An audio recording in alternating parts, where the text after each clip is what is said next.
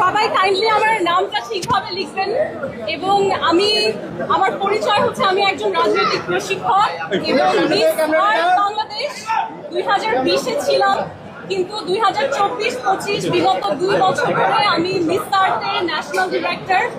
এখনো সামনে আমি ন্যাশনাল ডিরেক্টর হিসেবে কাজ করবো। তো আমার এই ইনফরমেশনগুলো আমরা দেখি আপনারা যখন সংবাদপত্রে লেখেন বা ভিডিওতে দেখান, অনেক সময় আমাকে অন্য কোনো পরিচয় বা অন্য কোনো নামে দেওয়া হয়, সেটা করবেন না কাইন্ডলি।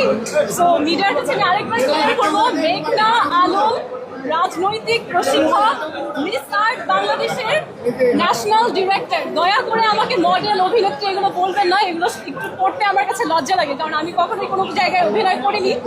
যদি আমাকে দেখে মডেল, অভিনেত্রী মনে হয়, thank you very much, I take it as a compliment, but my identity should be correct.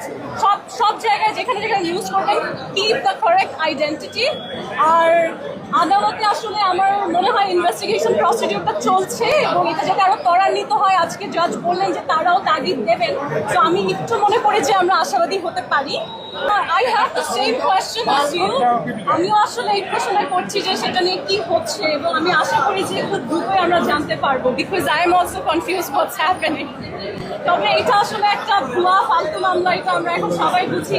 আমি দেখি যে মানে একদম শুরু থেকে যারা জড়িত ছিল আমার জেলের সময়ে, ইনফ্যাক্ট আমাকে যারা তখনকার সময় জীবিত ছিল, প্রতিটা মানুষকে আসলে এখন আমার সাপোর্টারে পরিণত হয়েছে।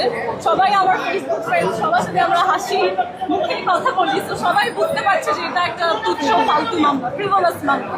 So in time I believe যে এটা সলভ হয়ে যাবে আইনি প্রক্রিয়াতে। যেহেতু মামলার এখানে আসলে কোনো ভিক্টিমই কোনো অভিযোগ করেনি, সো এটা একটা ভুয়া